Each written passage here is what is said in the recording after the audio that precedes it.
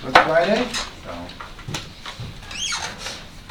and today we talk about two sample bootstrap procedures for doing inference when we have two independent samples. So we can look at how to make a confidence interval for some parameter, right? Difference of means, ratio of variances, something else, and we compare to how we do that simulation for hypothesis test. We get hypothesis tests. We had a permutation test, and so there's going to be a little bit of difference, right? One is confidence intervals don't operate under a null hypothesis, so we don't make restrictions or don't do the simulation in a way to enforce that. It's more open, right? Whereas in the hypothesis test, we have some null hypothesis, and we want to simulate under that null for the purpose of getting a p-value. So it has to be a little bit different, right? So this opens up our inference for confidence intervals, two independent samples, and later in the course we'll see, well, what if you had 3 samples, or 4 samples, or multiple samples, right? So, here we go. Let me over. There you go. So for two sample bootstraps, we have 2 independent samples.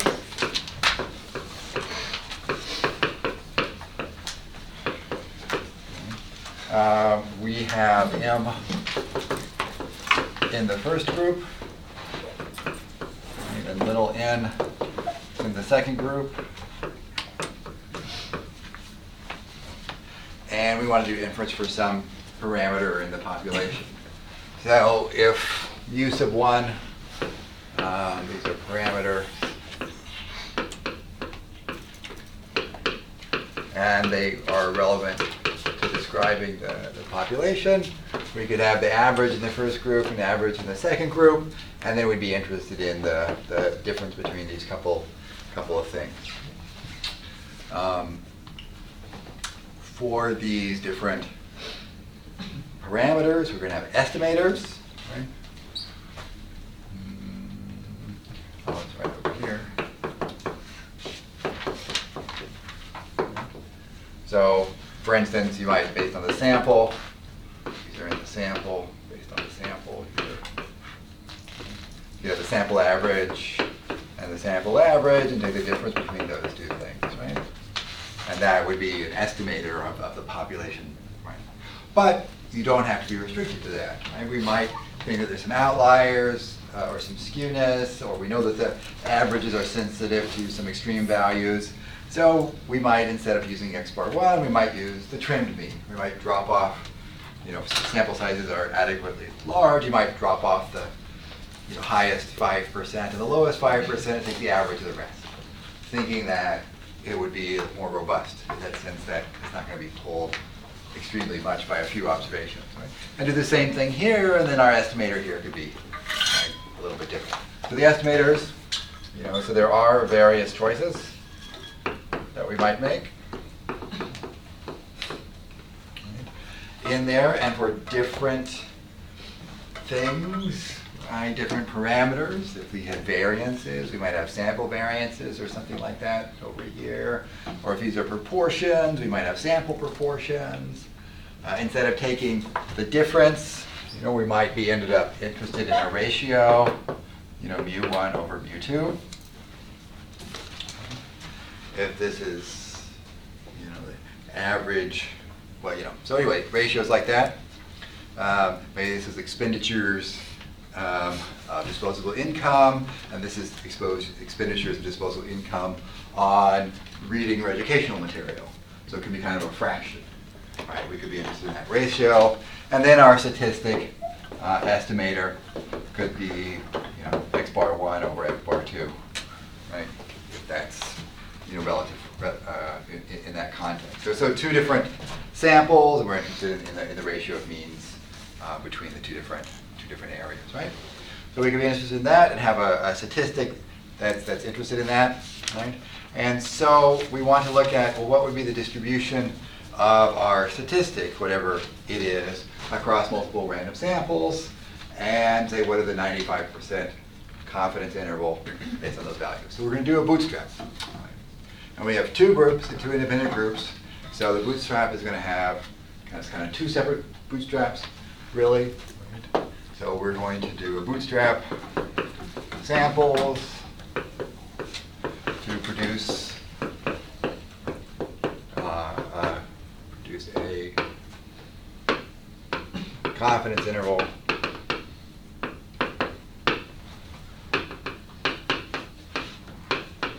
for the parameter.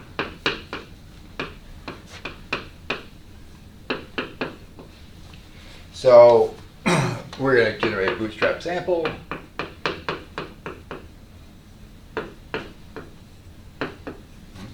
And so we're going to resample m times from the first group, from the values of the first group. And I'll say the first sample because it's those sample values, and this is done with replacement. Right, so do a bootstrap in there. And then independently, we're going to resample n times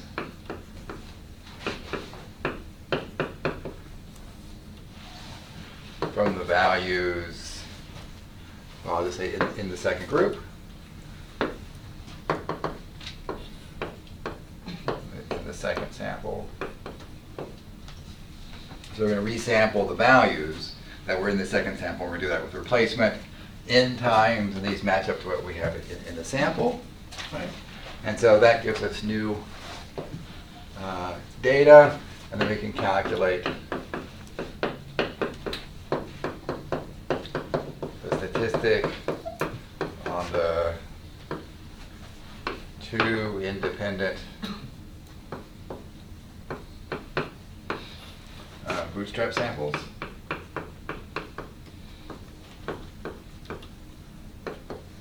By two samples, right? One in each group. And so that'll give us one value of the statistic, and we'll do this many times. And for our interval, we'll take the 1,000 or 10,000 values from doing this and report this until 95%.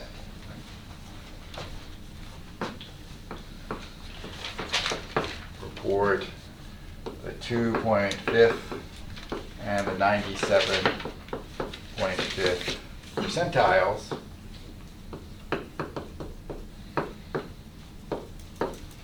of the bootstrap statistics.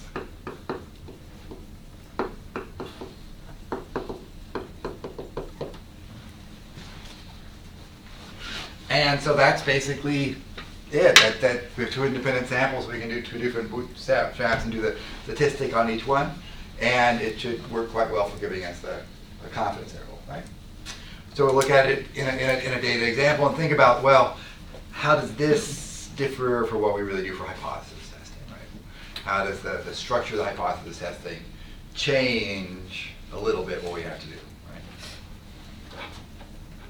Any questions about? So let's look at some.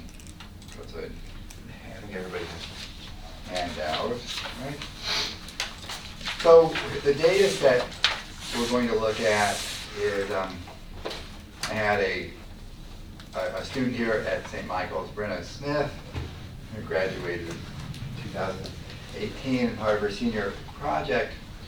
She had done some work in biostatistics with logistic regression and prediction, and was interested in looking at an example there. And so I happened to be talking to institutional advancement here at St. Michael's, and they were interested in predicting who would be likely to participate, which alumni would be likely to participate in St. Michael's Heritage Circle, which is, a state giving to the college, right? So they always try to get alumni to give money, $100 a year or whatever they can. Some people put some amount of money in their life term planning estate, so when they pass away, a certain amount goes, and that's usually in the thousands of dollars. So some people do that out of appreciation. Some parents do it because their kids have gone through here. Some grandparents do it they've had multiple generations go through. And so it's time consuming to contact people and follow up and maybe have personal meetings with them or something of that nature. So they wanted tried to use some data to look at that. So we had data from the 250 or so individuals who were in the Heritage Circle, and then alumni who were 40 or above at St. Michael's. And this is a small sample from them, and no personal information. I mean, it's age and the year they graduated, but there were a few hundred people that would match up in terms of that. So nothing is so personal that you could find these people. And they counted the number of activities that they did, the number of years that they gave some money to St. Michael's, their college year or contact year. So if they came to St. Michael's and got a master's degree, that might be it. Their age, and age in categories, they were a union volunteer. There's a lot of union volunteers, so it's not so unique.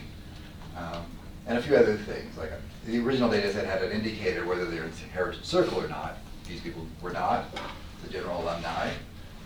They were picked from my simple random sample, and I've used some of this in another context to just show a small 6 points to give some data examples, right? So that's the data, and I ran it into R, just as this alumni data set here, 198 observation on 10 variables, those different ones that are there.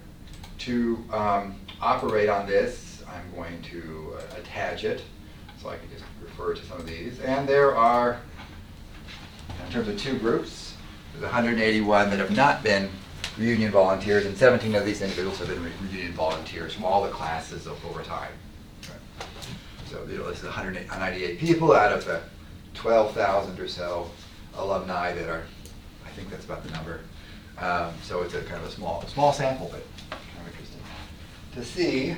So that would be possibly one source of the two groups. There's also age categories.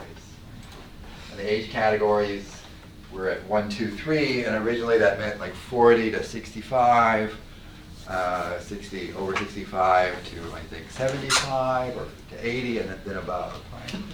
And it started at this because most of the people in the Heritage Circle, you don't get a 24-year-old necessarily writing a will that gives money to St. Michael's. It's more 60, 80, 70, something like that, planning at that stage. And so it was, even this is a simple random sample out of the alumni, it's at the younger age group. So there's 3 groups, so let's make it into 2. So I created a new variable called age category 2 levels, I used 2. And if it's greater than or equal to 2, I want to make it 2. So I'm going to regroup these individuals into just 2 categories. So did I do that? Run that. Right. And so now we have 2 categories in there. So the old one, so if you did a table, the table of the original age categories, and my age categories too. And if in the original scheme, if it had a value of 1 for the younger group, it's still 1. And if before it had values of 2 or 3, now they're 2. So there's 2 groups. A little bit larger sizes for that second group, which is it's often better. You often don't want to analyze just a group with 9 individuals. That's kind of a small sample size for anything. The reunion volunteer doesn't have any missing values. The activity count doesn't have any missing values. In fact, none of the variables have any missing values. So that's great. Right? In the original data set, I think there were some missing, but not in this sample. And I'm going to take this activity count, which is kind of a large, long name, and just call it Y. Right? And I'm going to take the mean of the reunion volunteers versus the mean of the ones that are not reunion volunteers in terms of their activity counts. Activity counts can be coming to a reunion or coming to a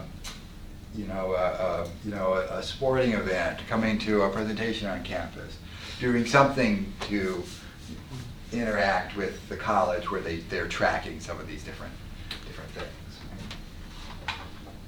And so the average difference is about 15.9. So the ones that are reunion volunteers look like they're doing more. That's not too surprising, right? And this is a quantification of that. But how accurate is this number? This is the difference, average difference, so that's our estimator. If we want to put 95% confidence interval, how wide is it? Right? We're going to iterate bootstrap estimates. Let M and M be the two sample sizes. And I'm going to do this 1,000 times. So I'm going to sample from my, let me make this even a little wider here. I'm going to sample from my data, my Y data, for the reunion volunteers. There were M of those, little m of those, and I sample with replacement, and I get a bootstrap sample. That's going to be my first sample. Temp 2 is going to be my second sample. Just my second temporary artificial sample. And my bootstrap estimate is going to be the difference in the means of those two things, those two groups. So we'll run that 1,000 times. This is the, put this one over here, make it big. The bootstrap estimates look like that.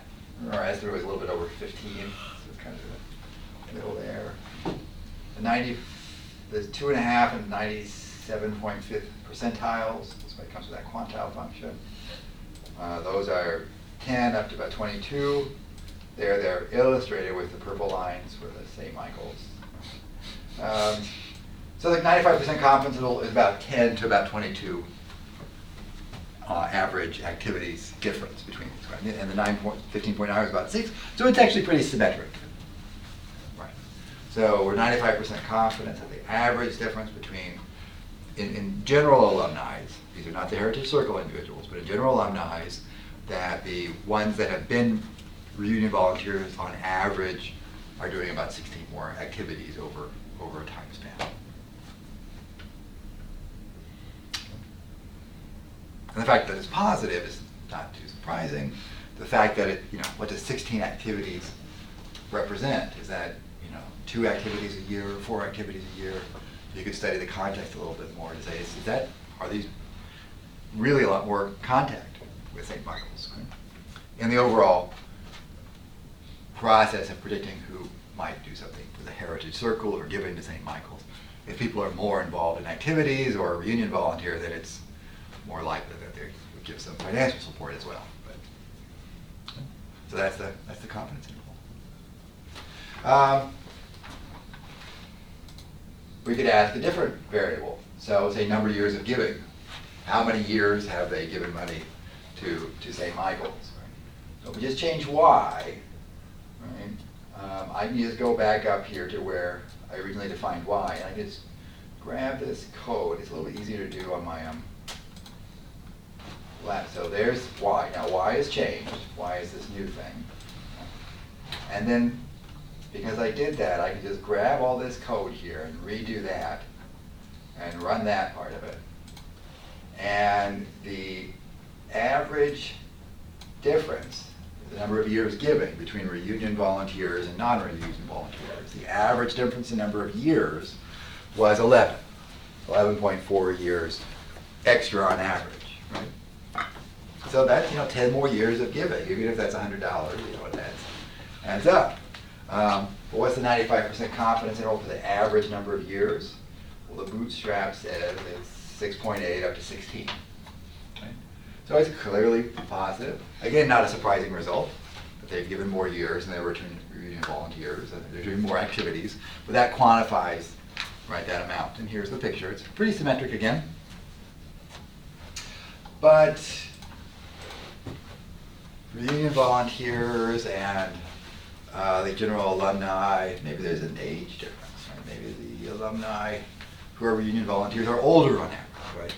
So then they maybe would have more total activities, more total years of giving. Maybe that partly explains it, right? So we could do something else. We could look at the percent of years after college that somebody gives, right? So then somebody that's 40 and maybe has had 17 years after college, if they're given for 17 years, it's not going to be as many years as giving as a 70-year-old, but it could still be 100% of the time. Right? So to do that, we could create a new variable, or we could take the number of years giving and then do divided by their age. But, oops. But, maybe subtract out 22. People graduate from college, about 22. Yeah, I checked, this doesn't create any negative values or any divide by zeros. One part of this is we took everybody, the alumni were 40 and older, right? So because they want to be similar to, we're comparing them to the Heritage Circle. So you're not going to compare a 70-year-old Heritage Circle member to a 25-year-old alumni. Their characteristics are just so different, it doesn't help you too much. So they're all 40, so this doesn't create any zeros, but this would be kind of that Y would be the fraction of years each person is given. Is there a difference there? So we just get that, that's new Y value. And you can just see the whole thing here. So I kind of just take below that, enter the reunion volunteers group, copy it, and then go down here and paste it in and do a confidence interval. So these were the percentages, right? So there's actually a difference of 31% in terms of available years that people have donated, right? Between reunion volunteer and those that are not, right? That seems kind of big. It's mostly standardized, right? And by age, so there wouldn't be that much of an age difference. And the 95% confidence interval somewhere between 21, maybe 22%, up to about 42%. There, that's 95% confidence. So you can quickly do a bunch of different statistics, different variables, kind of reusing some of the same code, and get confidence intervals that express something, right? Right. Now, you can also do this thing with age categories. So activity count, you could get indicators that say who's older or not. Another age category value of 2. The average difference in activities is about 1.67, younger versus older. Age doesn't, there's a lot of 0 activities or very few activities. So the average is not so much. But what's a 95% confidence in the average between the older and the younger alumni? Right? And these are the alumni 40 and older, so it's not the really younger alumni, but the 40 to 65 and the over than 65 in terms of activities. So we get our sample sizes are different now. There's 59 in the older group and 139 in the younger group. And we're going to take a sample of size M from this set that's older, take a sample size N from the set that is not older, right? And then take the means of those two groups to get our bootstraps. So, what do we get? Run that. This is the histogram of the bootstraps there, the quantiles, and the picture. So, it's, the average was just above, was 1.67, right about here, the observed average. And now the confidence interval goes somewhere between negative 1.17 up to about 4.5. So there is a positive difference. The older individuals are more likely to have more activities on average, but that's what the interval is, right? The interval includes 0, includes a negative number, so it's not as clear of a difference as it was for being a reunion volunteer. So in that sense, there's the reunion volunteers versus the ones that are not, on these variables seem to be more different than just younger or older.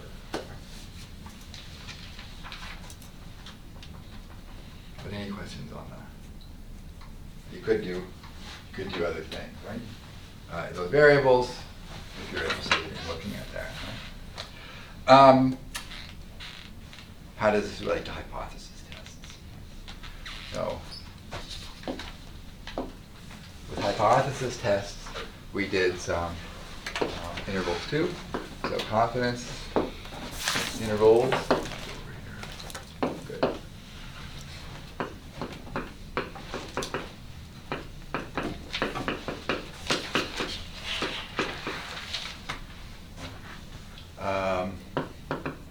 For say this average difference in the bootstrap. We sampled M with replacement in group 1, and we sampled independently little n with replacement in group 2, right? And that gave us the bootstrap, right? We had one permutation test, right, for 2 groups, right? How did we do you recall how we did that one? So if we want to do a hypothesis test,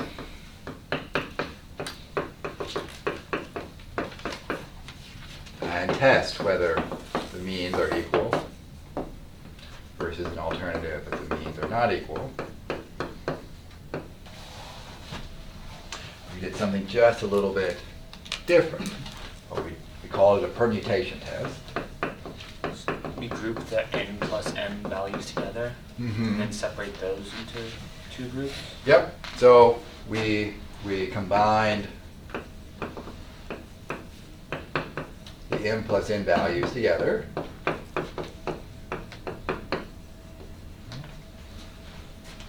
And then under the notion that really there's no difference whether they're in group 1 or group 2, and the split that we saw is just pure chance. Let's look at all the other ways of pure chance and see if ours is typical of that or not, right? So we'd sample m values without replacement.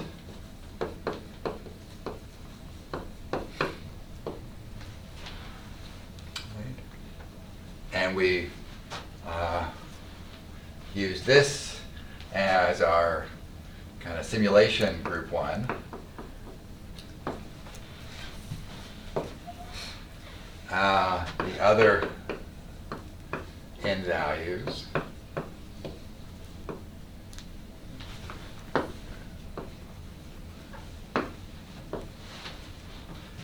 we called group 2,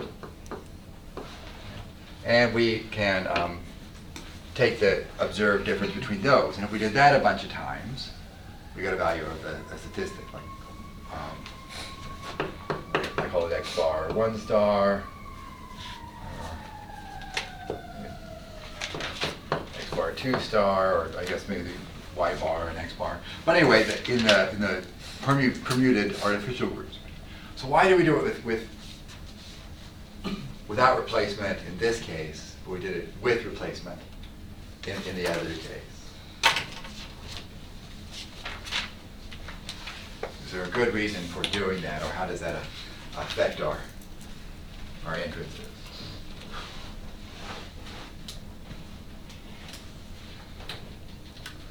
Well, because we combine them together, if we sampled them, we're trying to assume if we had this exact grouping of data and we split it into 2 groups randomly, would it end up the same? So if we sampled with replacement, then we would get different data, and so then we couldn't compare it to the original because it would be different data. This is certainly tied more closely to the actual numbers we have, right? And this just creates, so assuming that these are the numbers that are representative of the population, and we kind of split it into the 2 sides randomly, that kind of mimics our process. But I don't know that there's exactly a reason, well, if we did it with replacement, you would have more variability in each sample, right? You'd have a wider range of x bar 1 and x bar 2. So if you have, particularly small sample sizes, right, you could get a lot of the same values in one repeated. There's less values. M plus n is a smaller number, so you have fewer values to represent the whole population. So you could do it that way, but I don't know that there's a specific reason you couldn't sample with replacement. This one does, without replacement, does limit the variability because you just can't get quite vastly different samples. They kind of split. And so if you do it without replacement, right, the overall average of the data, all the combined data stays the same. Right? But if you do it with replacement, the total average of everything you get in group 1 and group 2, if it's with replacement, could be slightly different. So the without replacement, right, tends to limit variability. So in the hypothesis test, right, sampling,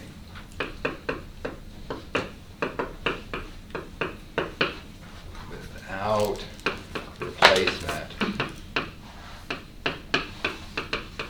for the two simulation groups, for the two groups, I would say, means that the kind of overall average of m plus n values is always the same.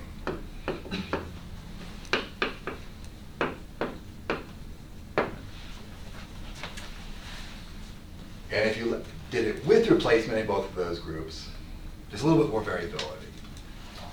So it could be a little bit harder to tell how extreme something is, right? If there's more variability, you need to sample it more times, and there's a little bit more uncertainty to it, right?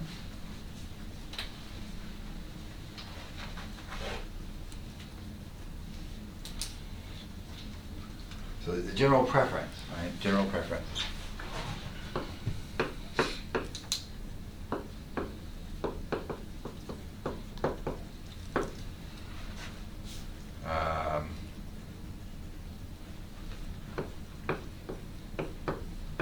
Would be to limit variability.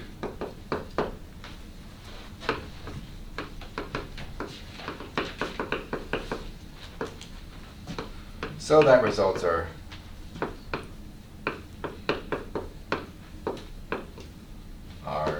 more precise, or that they can be mostly precise. Yes? Don't we also do without replacement because, like, that's kind of what it means to make permutations of your data. Like when we had like small examples, we were able to write out all of the different permutations of our data. Yeah. If we did that, if we tried to do that with replacement, then there wouldn't be as clear a notion. Right. So it was, the book does an example where they write out all the bootstrap samples, but they have 3 observations. And if you're picking 3 times, and you have 3 choices each, 3 cubed is already 27. 10 cubed would be, at 1,000. And once you get 20 observations, you're never going to list them all. Right? 20 to the 20th, you're never going to list them all. But 20 choose 10 or something like that is going to be a smaller number. So we have this idea of a distribution under the null. Right? This without replacement scheme gets it fixed under the null. And it generally seems to be a good idea. There are presentations in other textbooks, right, that do slightly different things. Let's look at one alternative.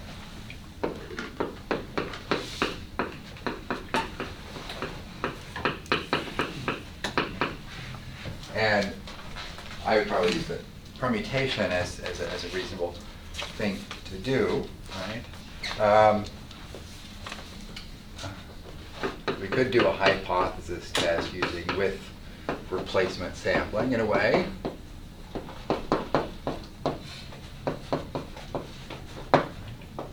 So one thing we could do, the null hypothesis says that the 2 averages are equal.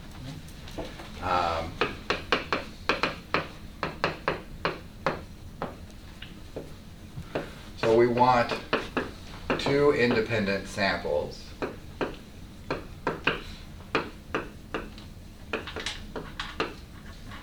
consistent with this.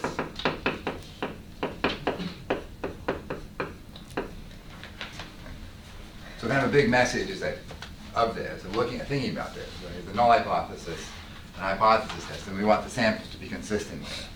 And that permutation does produce samples that are consistent with that.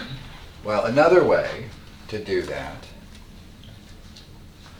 so permutation works. That permutation test, you would need to, it is this. A second option would be to modify sample 1 and sample 2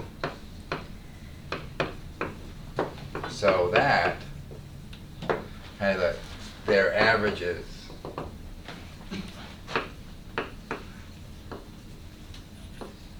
are 0, and then bootstrap them. That is the modified samples. So we kind of modify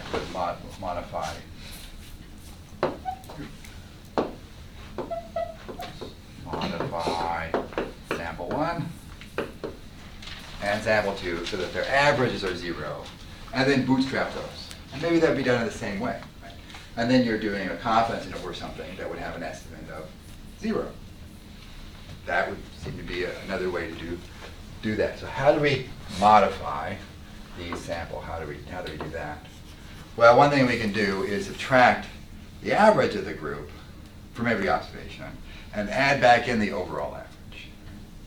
We subtract its specific group average, then the average for those deviations would be 0. And if we add back in the overall average to every one, it would then be centered at the center of our data.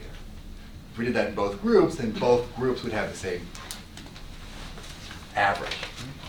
So how do you modify data?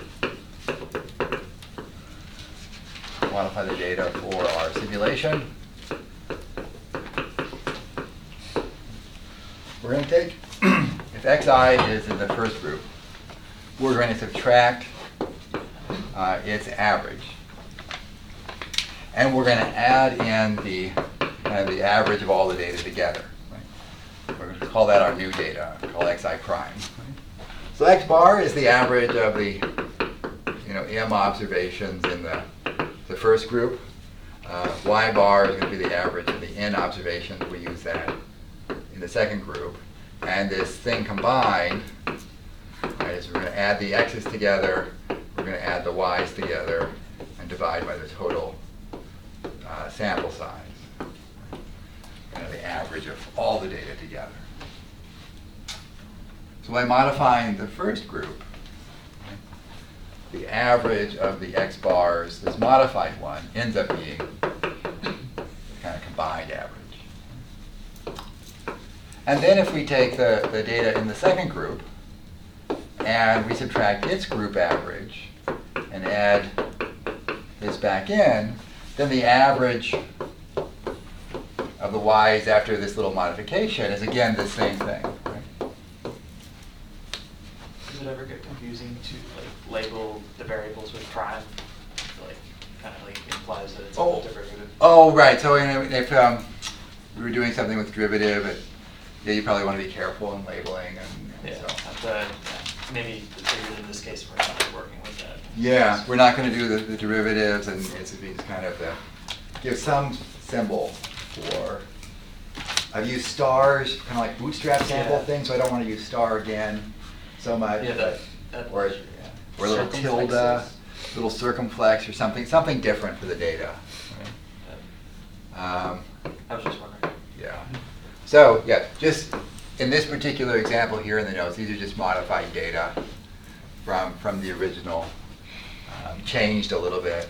And so in this case, we've moved the samples a little bit so that now they have the equal average, right? One started a little bit lower, one started a little bit higher.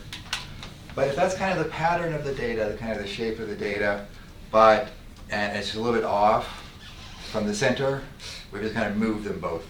And we've kind of shifted their histograms to the middle so that they match up. Right? So now if we do bootstrap, right, sampling with replacement from the xi primes and the yi primes, we're doing a simulation where the null hypothesis is true. Right? So if we modify that through Bootstrap for 2 samples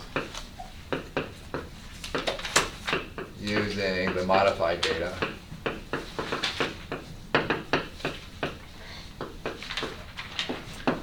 xi prime, yi prime, ones. So here, h0 is true, x bar prime equals y bar prime. And so then report, then compare,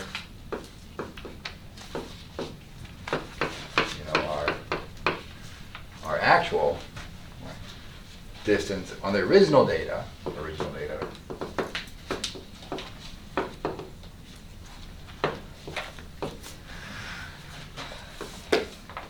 to the Bootstrap.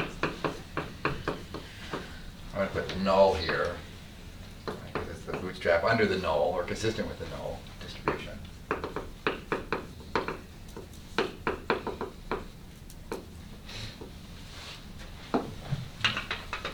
So that should work out. That should give us an idea of evaluating that. If for some reason the distribution of the x's was kind of skewed one way, another one skewed the other way, and they had that difference, right? This one's going to kind of preserve that different shapes. Whereas the permutation puts it all together. And it kind of assumes that there's the same shape in every one. This one doesn't really assume the same shape. Right? Maybe the x's have a few big outliers or something. Right? This one's still going to have outliers for the x's, which is the center's moved to match up to the other center. So it doesn't cause the data to be kind of all lumped together, which would imply just kind of one shape, one distribution. This one allows a little bit more subtlety that way, right? And so, depending on what the data look like, you might use one or the other. A reason for talking about this is also is that what's the point of doing the permutation? Why in the world are we doing the permutation? Really, the key point is to make it under the null. Make it with mean 0. And the with replacement, without replacement, kind of depends on how you set up the context of the sampling, right? But, so there might be other legitimate ways of getting that the null hypothesis to be consistent with the sampling that you're doing. So let's look at some hypothesis tests with those data. So, if we want to test for equal means, right, we can do a permutation version. So let's go back to that y. Activity count, and let's look at the older versus younger. The average difference was 1.67 activities. And I'm just going to save that as my statistic value. That's my statistic for my data. The permutation, we're going to do that 1,000 times. And we're going to sample little m cases with replacement, without replacement. So replacement equals false. And the ones we pick is going to be the first sample, and the ones we don't pick is going to be the second sample. And so we do that. The histogram of those permutations looks like that. Those are the 95, not really confidence interval because it's under the permutation. These are kind of the limits of what's reasonable or what's typical under the 0 average. Where did we actually end up? Right, our actual statistic is about here. That was the actual difference. Right? We did the simulation under a 0 difference. And our actual difference is not so far from 0, it doesn't turns out. So our p-value is about 0.2, 0.22. That's bigger than 0.05. It's not surprising to be here or anywhere kind of in this area if 0 is really true. If we've been out here at 3, 4, 5 different average activities, then 0 would be suspicious, right? So the permutation gets that. To do the adjusted version, right, one thing you have to do is kind of create some new data, right? You have to kind of adjust things, right? How do you do that? Well, our activity count here, that's our statistic as before. And to do the bootstrap, we adjust it within group, right? So we're going to take our older individuals, subtract the mean, and then add in kind of the overall activity mean. And the mean, the younger individuals, the ones that are not older, we're going to subtract the mean for the younger individuals and add that back in. So once we do that, right, the mean of our y value is that. The mean of the y for the older individuals is that. And the mean of the ones that are not older is that too. So we've taken those groups and kind of shifted them a little bit to match up. Right? So now if we do a bootstrap with replacement,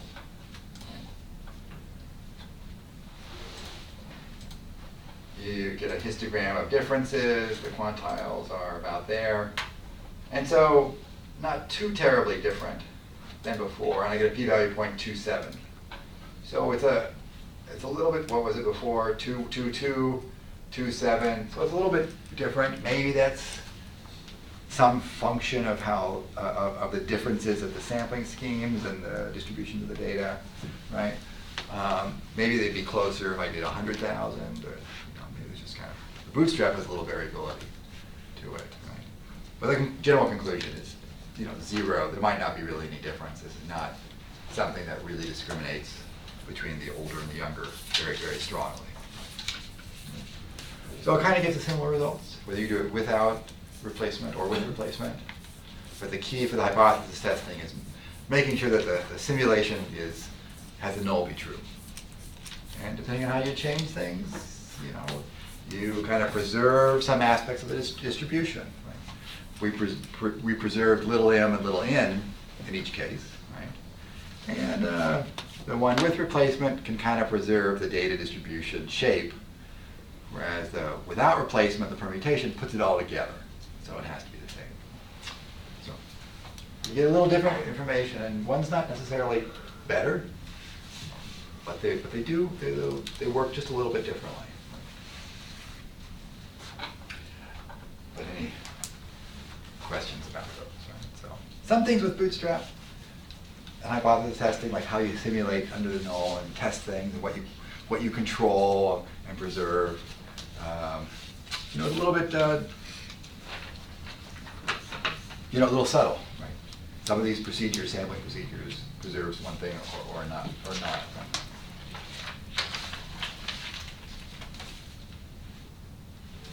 Right. So there's a couple other Bootstrap topics that are discussed in these chapters. In the second, toward the end of chapter 5.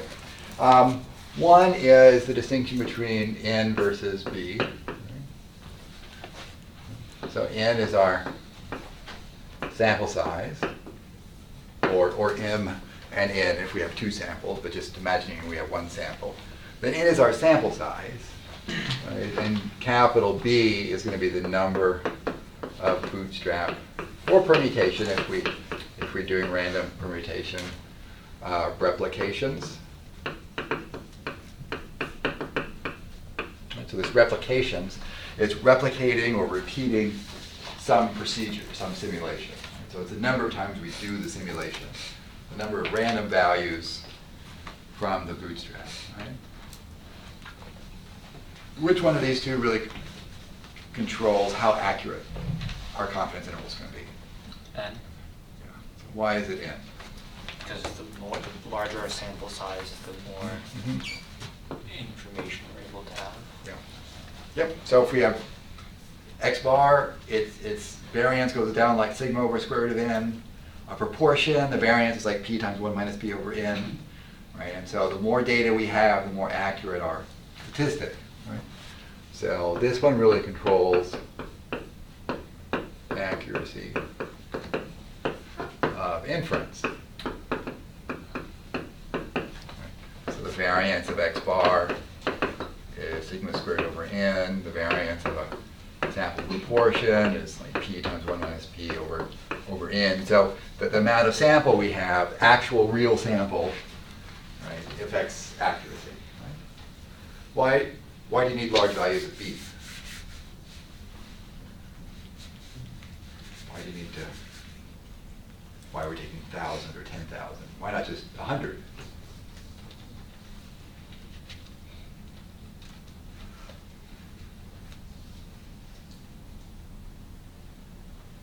Yeah. Because taking a sample of hundreds, like bootstraps, is similar to taking like a small sample size. Like it's not going to be accurately representing the data. So is it the data that it represents though, really? Right. What are we representing with this bootstrap simulation? The amount of samples that you're taking. Well, the bootstrap, yeah. Like a distribution. Yeah, so there's a distribution we want to simulate with this, right? So we want the distribution of the statistic. And so if you only take 5 or 10 simulations from a distribution, that's not a very accurate representation, right, of it. But 10, 100, 1,000, 10,000, you get fairly fine detail on that distribution, right? So B is large, so that we get an accurate representation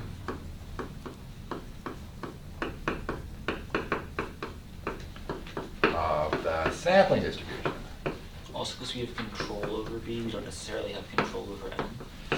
Yes, well, we do have control over B because it's mostly a computer thing. How many times can you run something like that? And even in our time of computers, right? Sometimes things are expensive to do. So at George Washington, so some people that do genetic analyses will be fitting statistical models. They might fit a survival model, which does not have a closed form solution. So that the solution to just fitting one model is a bunch of iterative equations, where you do an approximate, you do kind of an estimate, and then there's an update. So each one can take a little while to run, right? And in genetics, you might have 40,000 genes, and you fit the same model with 40,000. So it's fitting the model 40,000 times. And so if you're going to bootstrap each of those, right, 1,000 times 40,000 times an iteration cycle to fit each one, and suddenly, you're turning it on and letting it run over the weekend, and or things. Or Professor Desjardins, right, when he was talking, gave a presentation last year on fitting oceanic models around Iceland, right? It's like every, square kilometer gets to be a little box, and the depth of, and so there's interactions of all these things. And suddenly the model has thousands and thousands of points of support where you have to compute something. And it doesn't just compute once, it's going toward a solution by iterating through all of those. And say you wanted to bootstrap that, right? Something that takes a long time to run once, now you want to run it 1,000 times. Well, this, the computing does become an issue. So parallel computing, you get some more money and support for doing things with high performance computing and things like that. So B is nice to be large. In our examples, the 10,000 is easy to do. 100,000 does maybe get pause for 20, 30 seconds, and but still, and there's a storage issue too. If you're doing something you need to reproduce and store for long periods of time, 100,000 or a million replications, and suddenly you're storing something that's 500 megabytes or something, or 250 megabytes, and it takes R a little while to try and save it, right? So I don't know. So, but usually we want B to be large so that we can represent the sampling distribution, right? So the sampling distribution is what it is. If we could know it theoretically or know it exactly, we would, and that would be great. It would be one sampling distribution, and it would be fixed because our in sample size is fixed, right? But how accurately do we want to know that? If we simulate it 100 times, we will be precise only to a certain degree. It's not going to make it narrower or wider. It's just going to make the degree of approximation better. That's one big thing that they have in there, this process of simulation. Process is given the name Monte Carlo.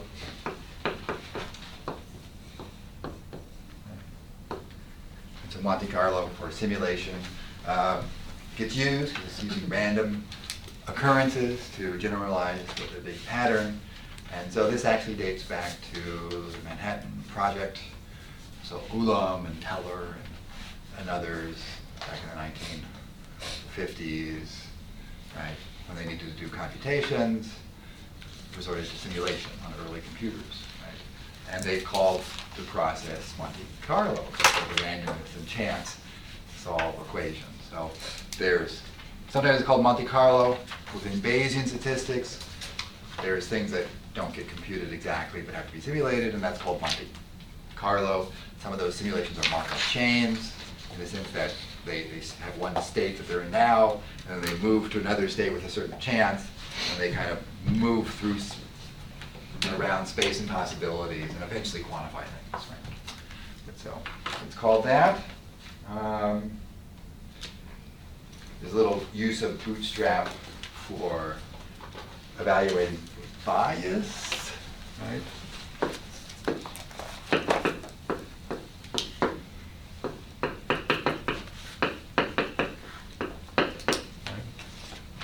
We won't do a whole terrible amount of this, but there are some estimators of things that have some bias, right? So bias of theta hat. So the average of theta hat across random samples is not exactly equal to theta. This does not affect x bar, right, or p hat. That x bar on average is mu, it's the mean, and it doesn't have a bias. Right? So the bootstrap distribution doesn't show any bias or differentiation. Some things like ratios or nonlinear functions like logs and square roots of things are nonlinear in the data, and they have a little small order of bias. That's there. And so the idea of this is that this, the bootstrap or permutation, right, is one of the sample reuse procedures, procedures or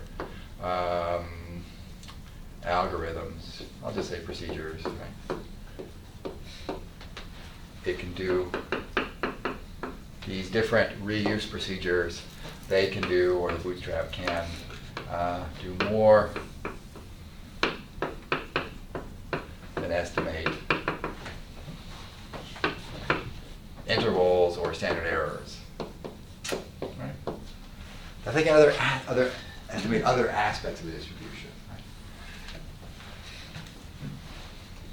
And so for some things like ratios or things where there is a bias, particularly at a smaller sample size, or some data were extremely skewed. Like if you're taking a ratio over two things and the denominator is almost zero, well, that causes everything to kind of blow up, and right, so that you can run into some issues there. So one thing you can compare is you can look at theta hat from your data, and then you can look at the average of the bootstrap estimates from the bootstrap samples. Right? And if there was originally a bias, because theta hat's not centered on the parameter, then the average of the bootstrap samples is going to be off a little bit too. Right? So there's this kind of correspondence. So you can kind of get a little bit more. And mostly we're just going to do the intervals and things like that.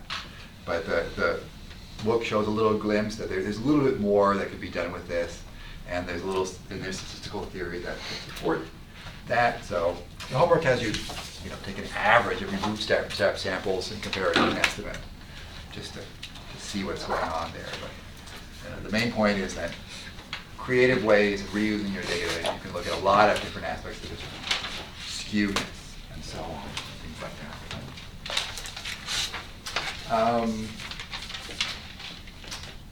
Right. The one thing we're kind of out of time, and it's Friday, so I would encourage you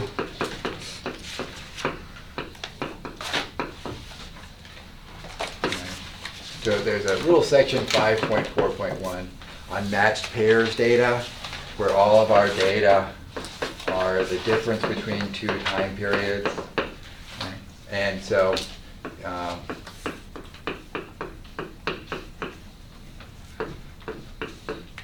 it's just like bootstrapping one sample, really.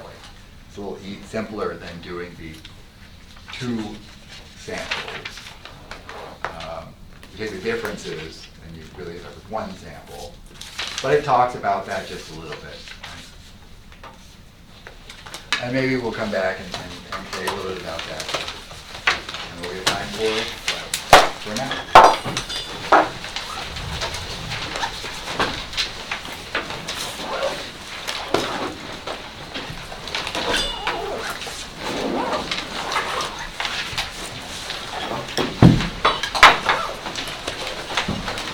Have a great weekend. Thanks, Joe.